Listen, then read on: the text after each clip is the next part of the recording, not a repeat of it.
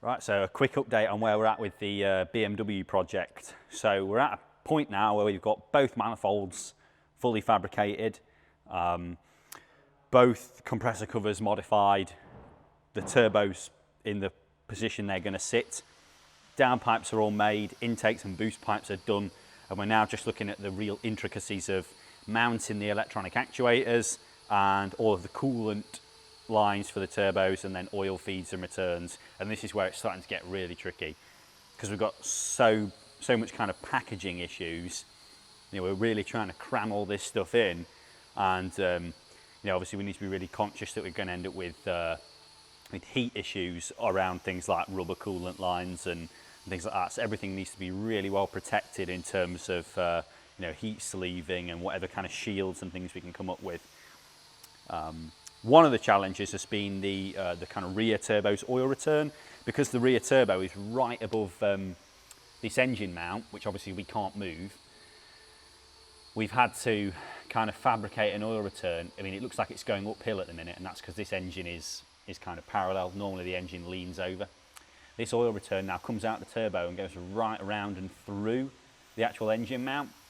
That's pretty much all we could come up with in terms of, again, keeping it away from what is going to be the hot turbine housing.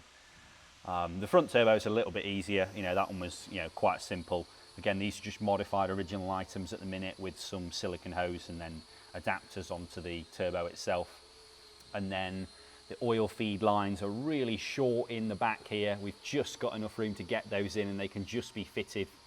You know, they're just kind of, we can't really afford them to be any longer than they need to be, because then we're going to end up with excess hose in an area where it's going to be really hot. So again, everything's covered in heat sleeving, and yeah, it's just trying to preempt any issues we might have in terms of keeping things protected, because it's also not going to be the easiest in terms of maintenance. There's a bit of a fit procedure to getting it all on right in terms of manifolds and then turbos, and it all gets pretty packed. It looks easy here, because here we've got no steering column, which sits right here, and we've got no inner wing and chassis leg of the car, which is obviously here.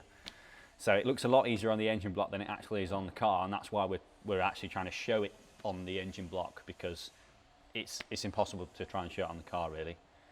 But yeah, that's where we're at with it. I think realistically the next update will be with a running car on the dyno, I hope, because yeah, we're at that stage now where we're about to start the final assembly on the car. So keep your eyes peeled, and hopefully we'll have a 1,000 horsepower BMW M4 pretty soon.